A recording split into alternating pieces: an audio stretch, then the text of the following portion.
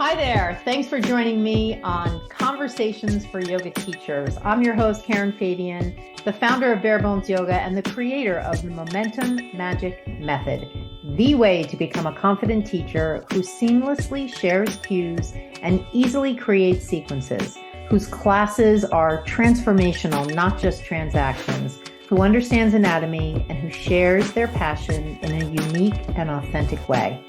On the podcast, you'll hear anatomy lessons, stories from teachers, interviews with others in the field, and a dose of personal growth, because having a strong and healthy mindset is such an important piece of being a confident teacher.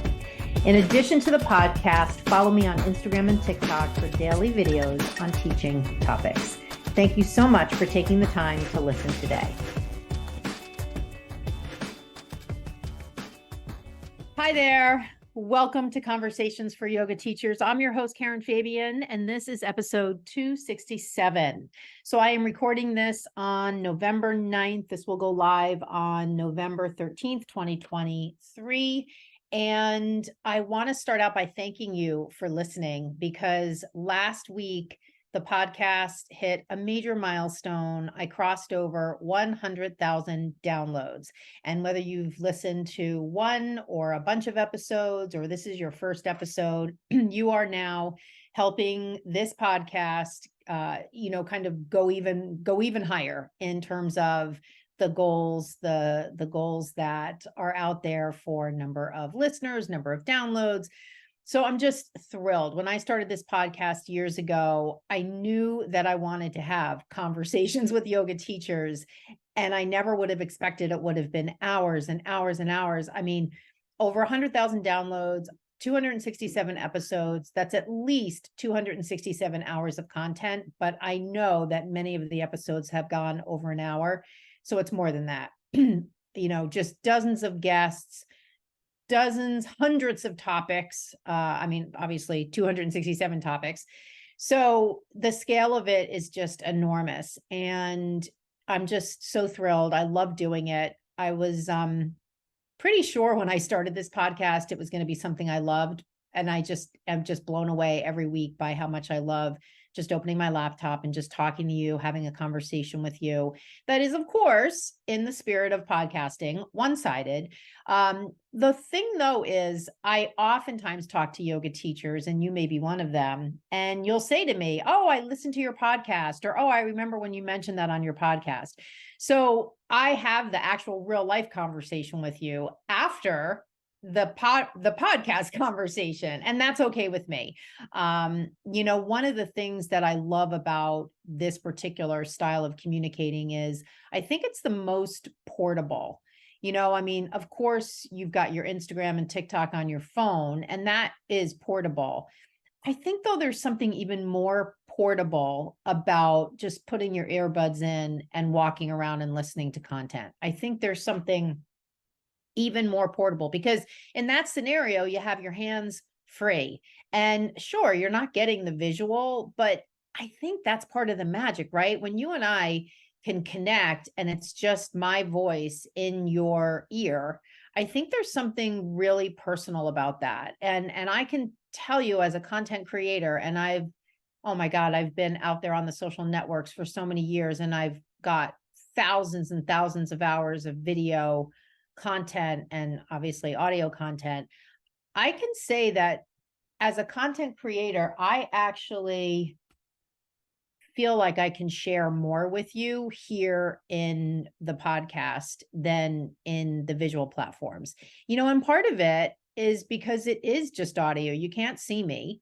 And so I feel like there's just a little more freedom that I have as a messenger, as a content creator, to really share from my heart. Now, having said that, I am not a wallflower. I have no problem sharing from my heart and, being authentically me when I'm on camera. But I don't know, there's just something about me just sitting here with my laptop that just lends itself to just sharing. And I know that some of the episodes that yoga teachers have told me have been, most impactful to them have been ones where I've told stories, ones where I've shared from my personal life, ones where, episodes where I maybe shared something that was a little vulnerable. So yeah, so I just love it. And there's just many, many, many hours ahead of us where I will be using this channel in my portfolio of channels to connect with you.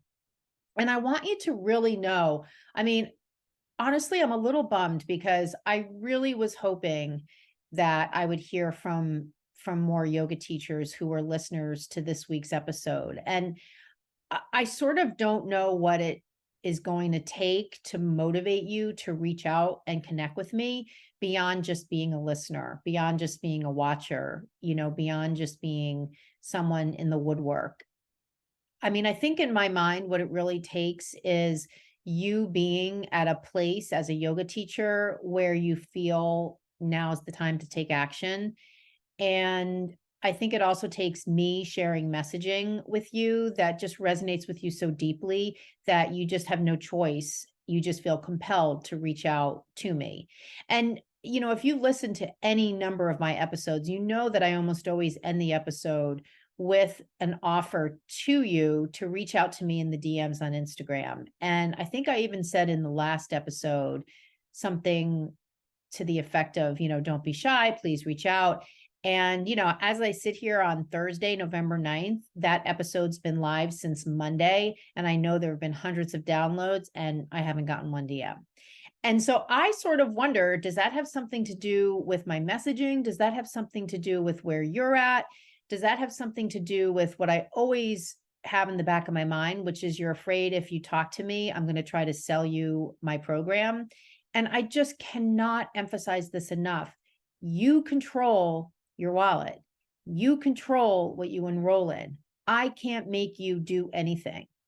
And, the reality is I talk to hundreds of yoga teachers every month, and some of them are in 200-hour trainings, in other trainings, specialty type trainings.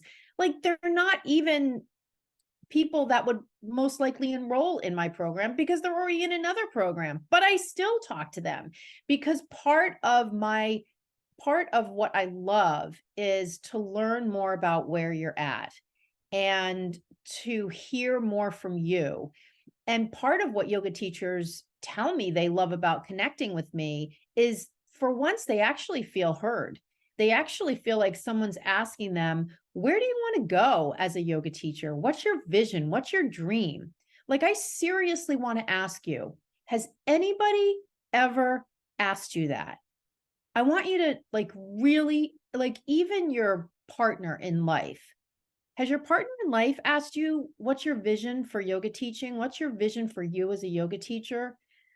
And I mean, if they haven't, it's not necessarily a problem, but this is what I mean about connecting with me. It's not so I can sell you something. It's so that I can hear where you're at and maybe share something that will be of help to you and to give you an opportunity to articulate where you want to go as a yoga teacher. What do you want to do? What are some of the challenges you're having? What are some of the things you're doing that aren't getting you results? What are some of the pressures you're feeling? What are some of the mindset challenges you're having? What are some negative beliefs that hold you back from teaching confidently? What are some fears you have around teaching? I mean, we can have an entire conversation around that and hang up the phone and maybe I'll never hear from you again. But maybe for that conversation, you'll have had some epiphany that really serves you as a teacher. So I just can't emphasize it enough.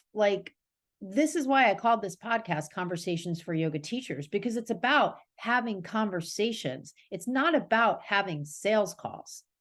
That's not what I'm looking for. I'm looking to have conversations.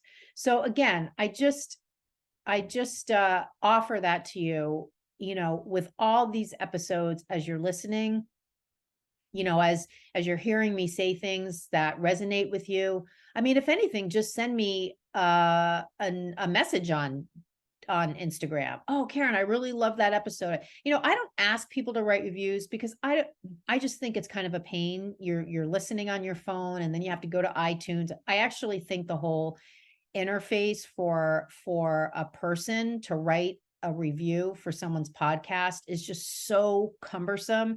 I very intentionally never ask you to write a review. I would love, though, if you'd send me a DM and tell me you listened to the episode or leave me a voice note. I actually don't know how to do that. I get voice notes sometimes from teachers and I'm like, how are they doing that? But leave me a voice note, leave me a comment on one of my posts on Instagram, send me a direct message and just tell me what you thought of the episode. Tell me what resonated with you. So again, because this is a one-way communication channel where I'm just talking out into the ether, it's nice sometimes to get that feedback. Now, knowing that, I'm still motoring forward. It really doesn't have an impact whether or not you reach out to me or not, because I know so many of the yoga teachers that I talk to, they do tell me they listen to the show. So even though I'm not hearing from people, I know people are listening, and obviously 100,000 downloads is the data to support that. It's just fun to hear from people. And of course, it's more than fun for me. It is critical to my mission of getting as many yoga teachers out there as possible teaching. That is my fucking mission. If I haven't said that enough, I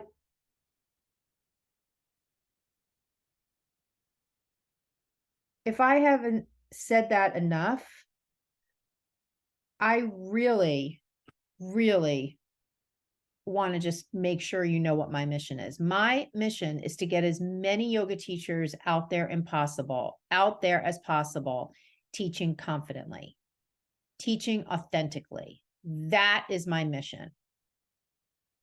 And, baked into that are a whole bunch of other results. When you teach confidently, you enjoy your teaching more. When you teach authentically, it feels so much easier.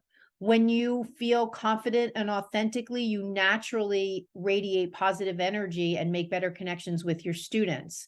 When you teach confidently and authentically, you have better connections with your students, you engage with them more, it generates more interest and energy to your classes, and your class sizes will grow. You'll have more confidence to go out and pursue more teaching opportunities, ones that, are not tied to studios, that you can set the rate for, that you can do whatever you want.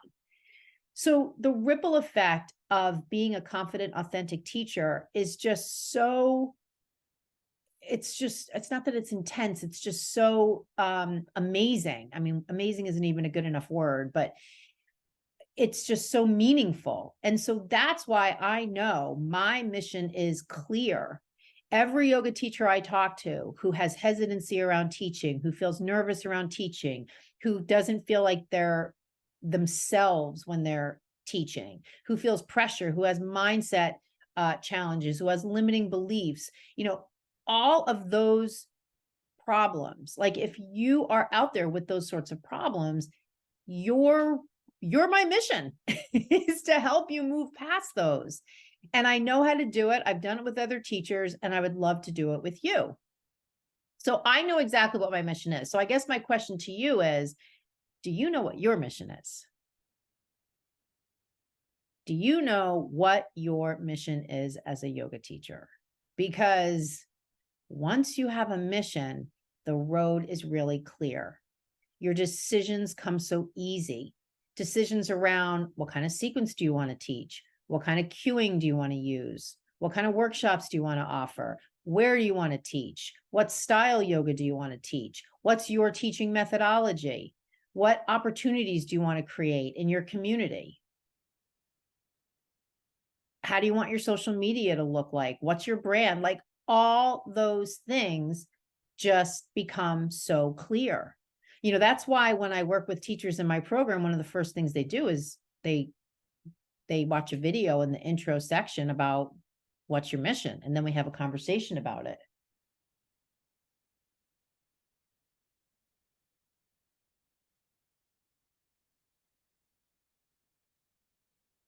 So that's where we're starting here for this conversation. So what I want to talk about today, so thank you. Bottom line is thank you very much for listening and being part of those 100,000 downloads. I'm already past that, but thank you for being part of that. So what I want to share with you today, we're going to get into a little bit of the anatomy because I had a conversation yesterday, Wednesday. I had a momentum call with one of the teachers in my program, and she was having so many realizations about cues that she was using, conversations she was having with students. And I want to share with you some of the anatomical themes that came up. And I'm actually going to get her permission to actually share the audio from the call with you, because I want you to actually hear the conversation word for word. Today, though, what I'm going to do is I'm going to share some of the anatomical themes that we went over, because these are themes that will apply to you and your classes and your cues and your teaching. So one of the things she was noticing is, and one of the things we were discussing is the idea of, well, first we started to talk about anatomical movements, and we talked about the different anatomical movements that happen. I'm not going to go over all of them here, but we were talking about it in the context of how important it is for us to understand these anatomical movements as the first step in understanding anatomy, because the anatomical movements are the basis for understanding how the joints move, how the muscles act in certain movements. And of course, poses are movement, right? Obviously the pose is static, but to get into the posture, we use movement. And then when we're holding the posture, we have our joints in certain positions. Anatomical positions: flexion, extension, internal, external rotation, abduction and adduction, plantar flexion, dorsiflexion. And so we were talking about that, and we were talking about the anatomical movements, and she was starting to describe some things she was seeing in her students when she is teaching them. And so we were talking about bringing people into a squat and how sometimes their heels lift up, and how sometimes teachers will offer roll up the front edge of your mat and put your heels on the front edge of the mat. And so what we were discussing, or what she was asking, was, why does that happen? Why does someone feel like they need to lift their heels when they are coming into a squat? And it usually happens more the lower they go. And so what this illustrates is what's known as a muscle compensation.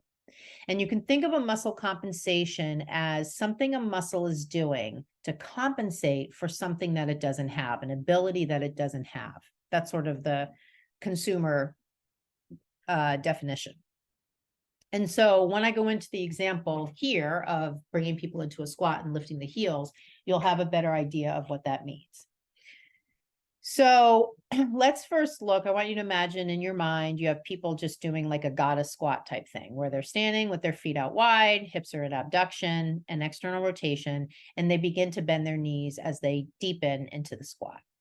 So the lower they go into the squat, let's first look at the squat in terms of the anatomical position. So we have in a pretty high squat, not very low, we have triple flexion. Flexion of the hips, flexion of the knees, flexion of the ankles. And the lower we go, closer to the ground, coming into like the Balsana yogi squat, the more flexion we get in those three joints. And so what's required the lower we go is more flexion from the muscles that flex, and more extension from the muscles that, more flexion from the muscles that flex, and more allowing from the muscles that extend.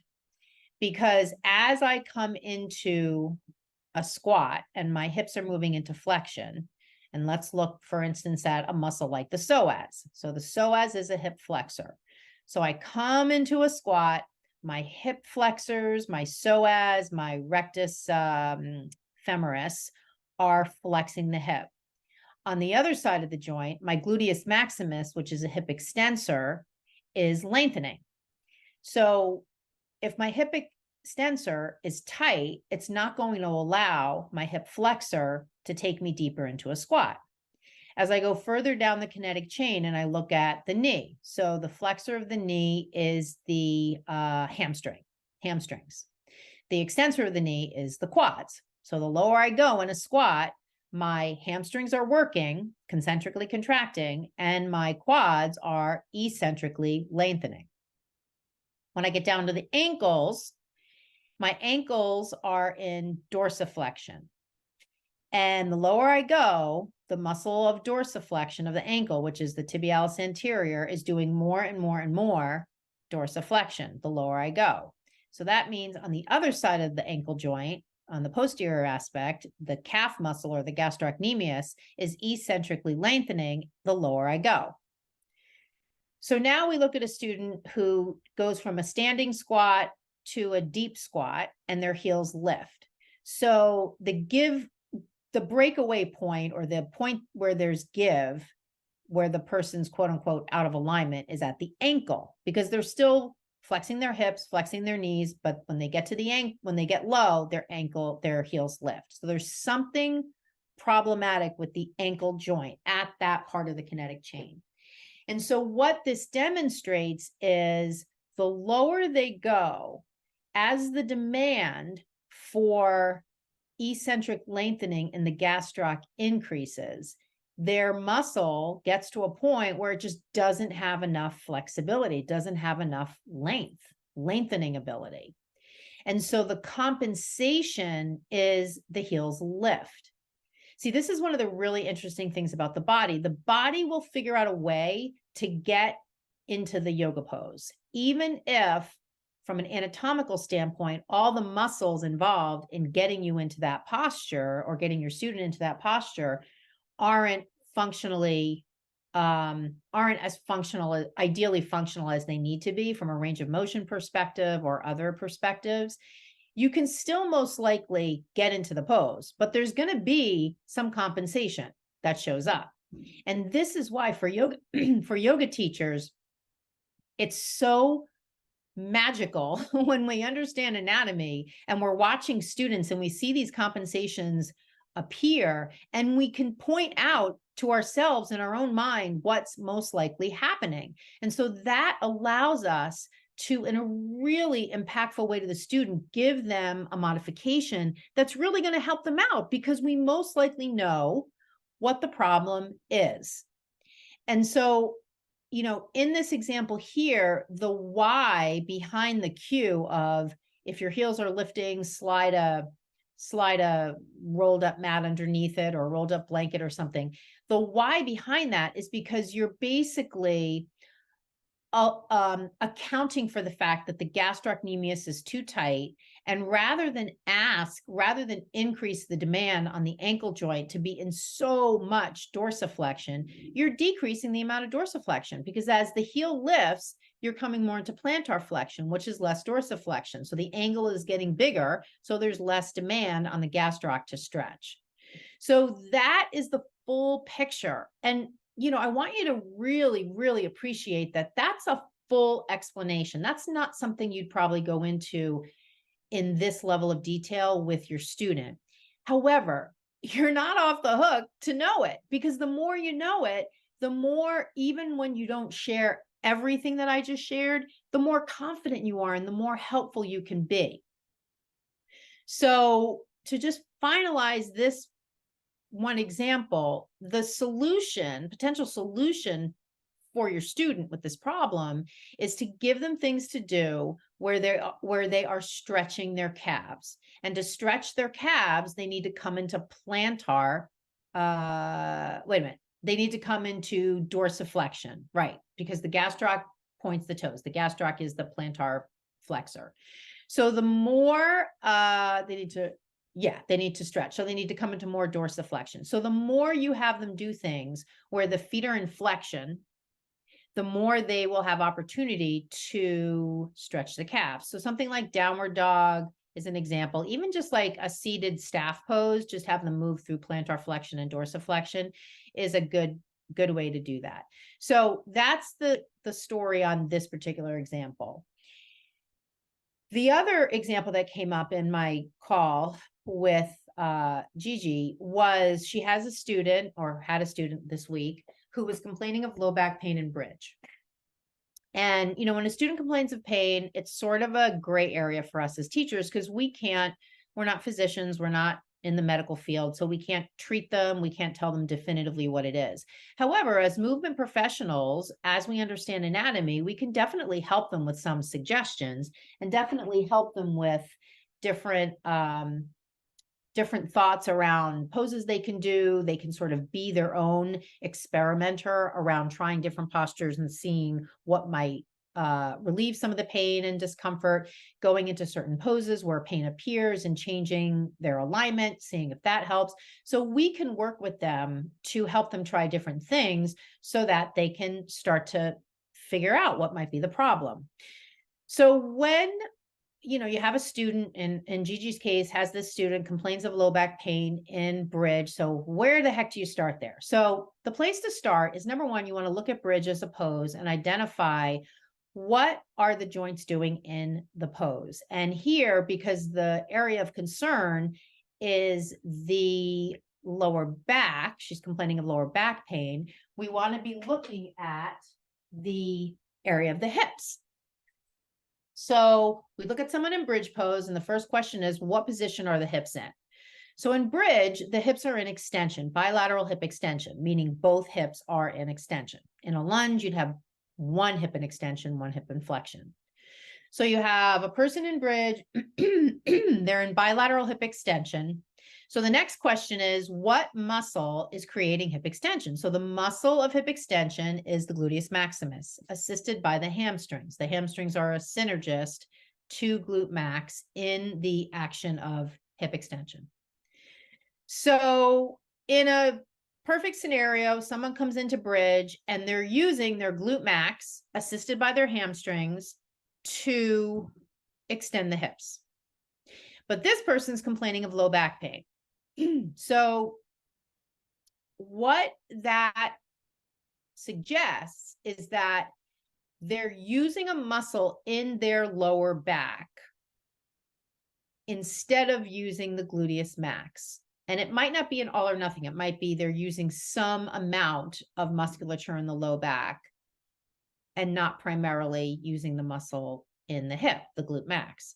And when we say using, what we mean is, for every joint action that we do, there in a pose, there is a muscle that is primed to do that joint action. It's the muscle that has the best leverage. It's the muscle that's positioned in the right way. It's the muscle whose origin and insertion are in the right place and have the right line of force and effort as the person comes into the posture to create the action you want. So in a posture like bridge, where you want to move both hips into extension, the muscle that's going to have the best opportunity to put the hips in extension is a muscle in the hip, not a muscle in the low back, right? The low back's in the neighborhood, but it's not the hip, right? It's not the hip joint. The muscles in the lumbar spine, or the joints in the lumbar spine, are not hip joints. They're spinal joints, but they're close. And this is where the body is like so crafty. Intellectually, the person's like, I know what bridge is. I can do bridge pose. But if the body at the level of the skeletal muscles and the level of the motor neurons that the nervous system is activating to trigger the muscle of the hip of extension, glute max, and it gets there, and the muscle fibers are not responding well, because let's say the muscle is a little weak, well, the body's just going to be, let me just go to a neighboring muscle and see if I can recruit somebody next door. And that's where the low back comes into play. But the lower back musculature, the erector spinae of the lower back, they're not in the right place to make the hips lift off the floor, but they're close. So this is where sometimes people can experience discomfort. They're not using the primary muscle to do the joint action. And that's why they might be experiencing pain in a neighboring joint or a neighboring set of muscles. And so why wouldn't they be using their glute max for bridge? Well, maybe because their glute max is weak. And why would their glute max possibly be weak? Well, if they sit a lot during the day, their hips are in passive flexion. And that means in passive flexion, the glute max is just passively stretching. And so then when they go to yoga and they try to actively use the glute max for hip extension, it's been passively stretching all day. So it's hard for those muscle fibers to generate enough power to engage effectively to be the prime mover of hip extension. So the body has to go to the next door neighbor, which could be the hamstrings, by the way, but in some people's cases might be the lower back. And so this can be why the person might experience low back pain when they are coming into bridge. So again, a very long explanation. However, I think this is needed, especially if you're short on your anatomy knowledge. This is higher level stuff. This is not the kind of stuff that you're going to get in probably even your 200-hour teacher training, because this is applied anatomy. And this is part of what I teach you in my program, because I don't want you just memorizing muscles. That is not going to help you. You need to understand how to apply the anatomy in the context of the cues you say. That's why the momentum calls I have with teachers, where we actually talk about cues that they're using, are so transformative for these teachers. When I was talking to Gigi, she was like, her eyes were lighting up. She was having this really impactful, what I call light bulb moment, where all the pieces were coming together. And she was saying, oh my goodness, now I'm getting it. And you have to understand, like, now when she goes in and teaches bridge pose, she is going to be so much more confident. It's going to be undeniable that she knows the why behind those cues. And that just translates into more confidence, more authentic teaching, more powerful teaching for her students, more of an ability for her to make an impact. It's just so great. So that is the story with that example of bridge. The other thing I wanted to bring up is this idea of range of motion as the great modifier. In the example of the squat, going into the squat, the deeper you go in the squat has triple flexion. The deeper you go, the more flexion at the hip, the knee, and the ankle that's happening. The other way to look at that is the range of motion increases in the area of flexion the deeper you go in the squat. And so what that means is, and the example we talked about of the person lifting their heels is a good one to use here. If somebody has some sort of muscular limitation, too tight, too weak, not flexible enough at a particular joint, in a particular muscle, the great modifier you can use is just to not have the range of motion demand be so high, to simply limit how much range of motion you're asking for from the joint. So the squat is a perfect example of this. The lower you go in the squat, the more range of motion you're asking for from the hip, the knee, and the ankle. But if you don't go so low in the squat, the range of motion demand decreases. And that's a really great modifier that you can use to allow people to compensate for joints that don't have as much flexibility as you want, or as much range of motion as you want. So just to be sure we're all on the same page, range of motion is the measurement of the joint as it moves through its anatomical movements. So as I take my arms up to the sky in Warrior One, that's shoulder flexion. But if I can't take my arms all the way up to the sky into 180 degrees of shoulder flexion, and I can only get my arms halfway up, that's not full shoulder flexion. I have some sort of limitation that's preventing full range of motion at my shoulder joint to come into flexion. So, range of motion is the metric used by physical therapists. It's measured with a tool called a goniometer, looks like a protractor, and range of motion is measured in degrees. Now, of course, as we teach yoga, we're not measuring anybody's range of motion, but we sure as heck are looking at their movements, and we can see when someone's out of alignment or when someone's not fully in the pose. And that's what we're seeing. We're seeing a problem with the range of motion they have at a particular joint in their body. So I really hope that you appreciate how just impactful it is to understand these anatomical terms, these anatomical concepts. This is not dry, boring stuff. I mean, I hope you're as jazzed about this as I am talking about it. You can just hear in my voice how quickly I'm talking, how quickly these thoughts are coming to me, how much I want to share these thoughts with you, because this is the kind of stuff that can fucking transform the way you teach. Because when you know this, you will just blow the doors off your students with your cues, with your confidence, with your connection with them, with your ability to give them fun little homework exercises they can do to be an experimenter around their practice and their body and building strength and increasing range of motion. Like, it is just, the sky is the limit for you. So I especially want you to know, if you think that you're the kind of person who can't learn anatomy, or you're out there making all the mistakes of, please don't tell me you're buying a book. Please just don't tell me you're buying a book to learn anatomy. It will not work. Not as your primary way to learn anatomy. Reading books for anatomy is a nice top off. You must have conversations to learn anatomy, because there's just too many questions that are going to come up based on every single thing you're learning. You know, that's why when teachers are telling me these days they're taking 200-hour teacher trainings and they're just watching videos, I want to scream. I want to scream at our industry for creating this expectation that one can learn how to be a yoga teacher by watching hours of video. You cannot do it. I mean, years ago, we were having the industry argument that you couldn't even be a good teacher by taking 200 hours of in-person training. And now people are going to create hours of videos, and people are just going to watch videos and think they're going to walk into a room and teach a bunch of people. No, it's not going to happen. I mean, it's going to happen, but it's not going to happen well. And the person's going to be freaking out. So honestly, if you're making the mistake of thinking you can learn anatomy by buying a book, watching YouTube videos, doing what I call the choose your own adventure and trying to figure it out, you're going to go down so many rabbit holes and waste so much time. The time you are going to waste, the money you are going to spend is going to be, you might as well just throw it out the window. So if this is where you're at, I'll say it again, send me a DM on Instagram and just use the word anatomy and let's talk about it, right? Let's just talk about it. That's all. Okay, so next topic, experimenting. This is the last topic. I am currently working on like a super secret project.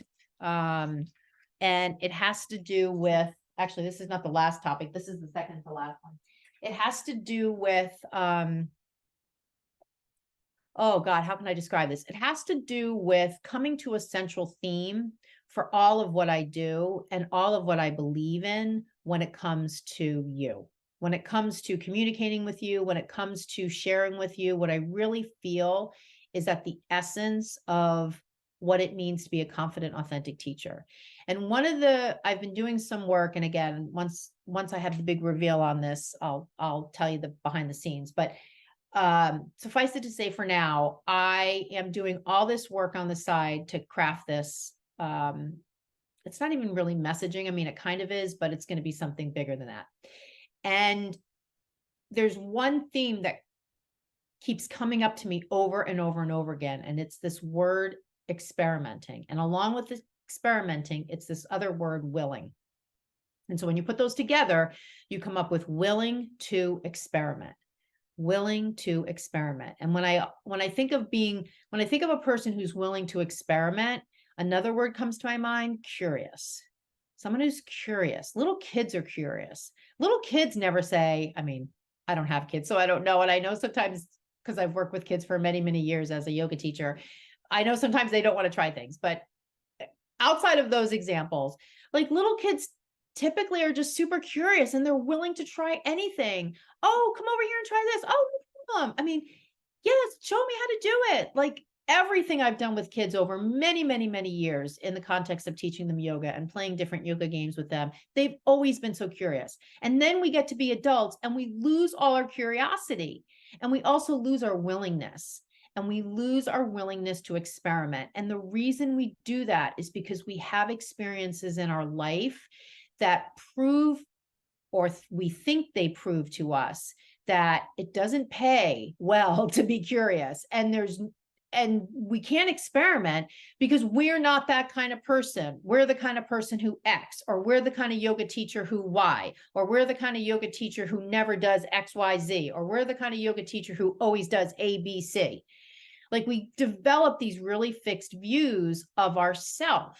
And when we have a really fixed view of who we are as a yoga teacher, which, by the way, is connected to who you think you are as a person, that means we're not willing to experiment. We're just set in our ways. We're like that old man sitting in the recliner watching football on Sundays, and that's just what he does. And I know you don't want to be that person, and you don't want to be that yoga teacher. So one of the magical qualities that you can tap into in your work to be a confident, authentic teacher, one of the qualities you can tap into is your curiosity and your willingness to experiment. When you are willing to experiment with different ways of approaching your teaching, it is in those experiments that you may find, holy cow, I'm not the kind of yoga teacher who has to practice with my class all the time. I actually just taught a class and didn't practice with them. Holy cow. Or when you experiment with teaching the same sequence for 2 weeks in a row, at the end of those 2 weeks, oh my God, I just experimented teaching the same sequence and the sky didn't fall. No one ran out of my class saying you're the most boring teacher in the world. I didn't go home and have a nervous breakdown. I just stuck to the same sequence. I was willing to try it.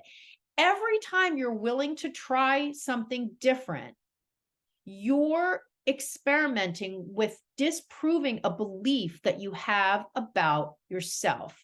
And you must know, my friend, you must know, and I'm speaking to you from my own personal experience, the beliefs you have about yourself are just beliefs, and they are just inside you waiting to be disproven or unproven, whatever the word is. But you, as the person, need to take the action to experiment, to disprove your own beliefs. Now, there's plenty of evidence out there in the world, but oftentimes when we believe certain things about ourselves, even when we see evidence to the contrary out there in the world, it's not enough to move us. It's like we have to sort of experience the opposite or an alternate in order to loosen our attachment to this fixed belief we have about ourselves. And that's why I say in the magic of, and that's why I say in experimenting, trying something different in regards to something about your teaching, some approach to teaching, some way of being as teaching, something about your teaching, you may begin to actually disprove some of the theories you have about yourself, some of the beliefs you have about yourself.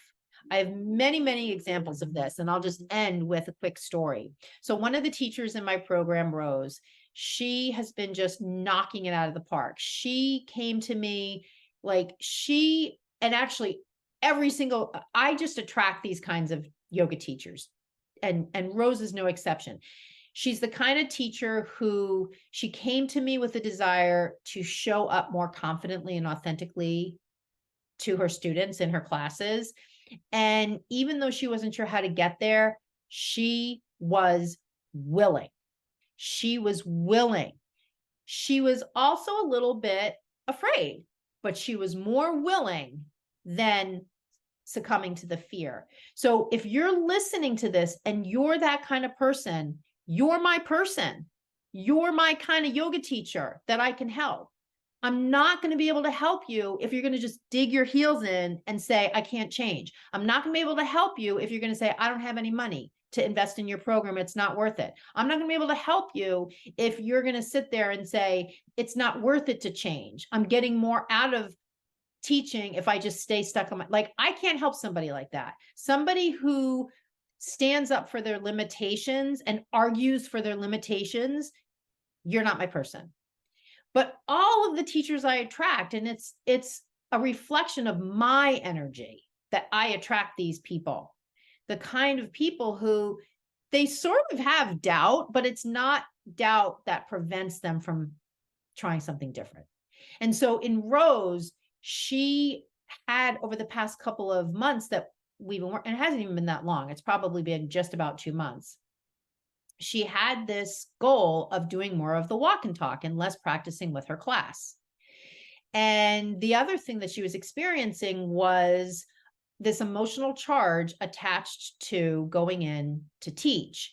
And she brought up something that I thought was so relatable, that when she would go off to teach, someone in her house, like I guess her husband, I don't necessarily think her kids, but maybe her kids, but definitely her husband would say, good luck, like as she was leaving to teach her class, kind of like going off to do a Broadway show. Good luck, break a leg. I think he literally said good luck.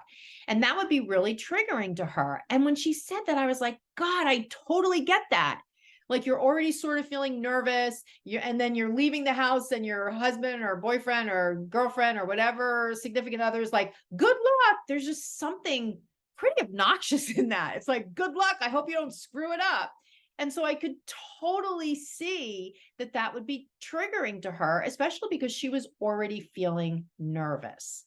And so what she described to me in an email she sent me this week was that over the past several weeks of us working together, and as we've been having conversations about limiting beliefs and her perception of herself, and why are these things triggering, and what does she want to do in terms of goals around her teaching, one of the central themes was making teaching more neutral, making the experience of teaching less emotionally charged, less fiery, and more neutral, just more vanilla. And so she sent me this email this week and she said, Karen, I taught class. Every once in a while, if I did a little mess up, I didn't even care. When I left the house and my husband said, good luck, didn't even bother me. When I taught the class and I was done, I just was like in my head, like that was fine. There was no emotional charge. And I jumped for joy. I mean, I just wish that I lived close to her. She's in, New York, I believe.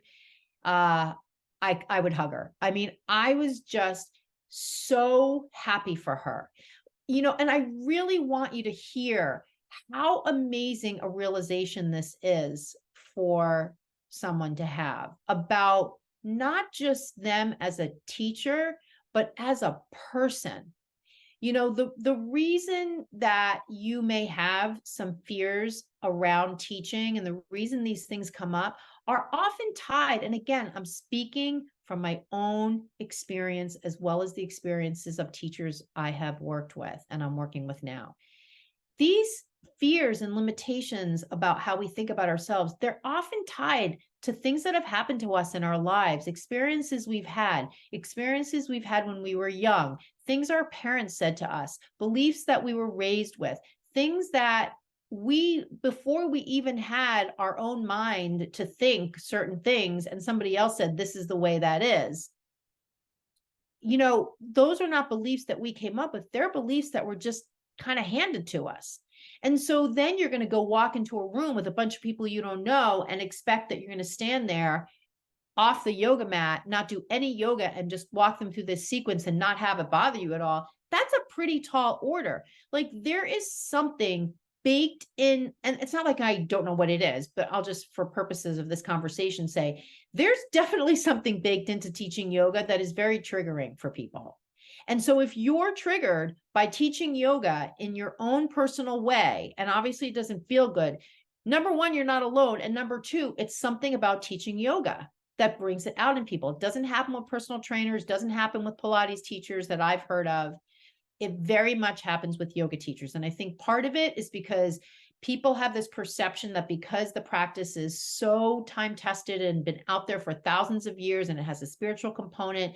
And back in the day, there were stories of gurus and pictures of people sitting up on the dais and, ordering people through these poses. People just have this feeling of like, there's so much pressure. There's so much pressure on me to show up in a certain way and to get it right and to do it right and to have all these spiritual things to say and all these complicated transitions. And I go to this person's class and she's doing whip-de-doo and flip-de-doo and I got to do that too. And my students expect me to change it up. Otherwise they're going to get bored. And am I really qualified? And do I really have enough experience? And do you see? And all of those things are just triggering. I'm not ready. I'm not enough. I'm not good enough. What do you mean be authentic? Are you kidding me? I need to pretend to be like somebody else because that's the only way I can have the nerve to go in there and do this damn thing. So I just implore you to know that there is a better way. And again, this is why when I work with teachers in my program, a huge part of it is mindset. There is no mindset part of a 200-hour teacher training. But there is mindset in my program, because without speaking to these topics, you cannot be an authentic, confident teacher. You must confront these limiting beliefs you have about yourself to go into a room and be a leader. When you go in to teach your students, you are a leader. You are not a follower. Get off the yoga mat. This is not follow me doing yoga. Being a yoga why do you think you will never hear me say yoga instructor? I will never use that term for you. You are a teacher. You are a teacher.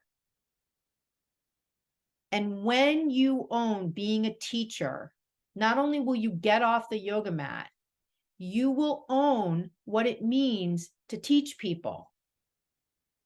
And it's your duty as a teacher to do the inner work that is necessary so that you can move past these limiting beliefs and be an authentic, confident teacher. It's not an option. It is your duty.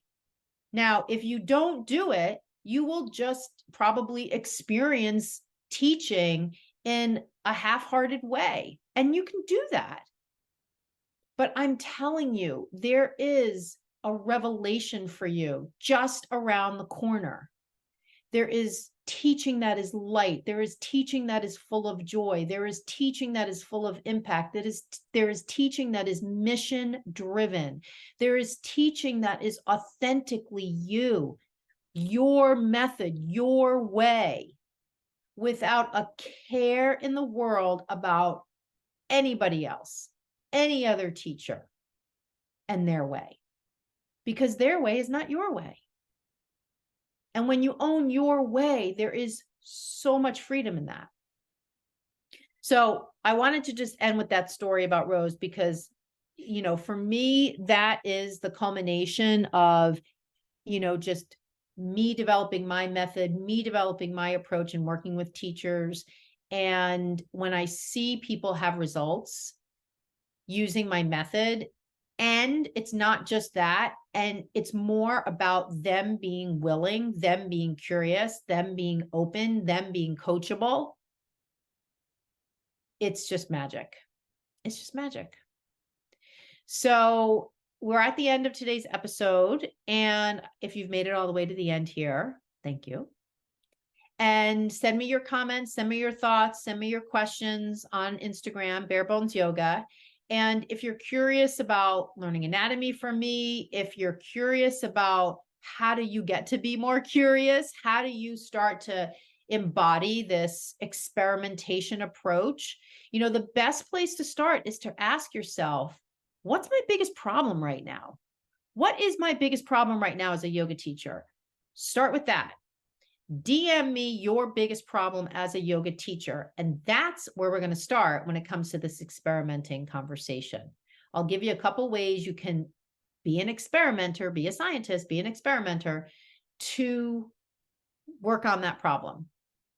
And that would be fun. That would be a really fun experiment. So thank you so much for listening. And I will be talking to you on the next episode of Conversations for Yoga Teachers. Namaste. Thanks for listening today. I hope you enjoyed the episode. And as a special thanks, DM me the words podcast offer, and I'll share with you a special opportunity for yoga teachers who are ready to be confident and skilled and drop all the prep time you most likely are doing, getting ready for class, drop practicing with class, and instead do what I call the walk and talk.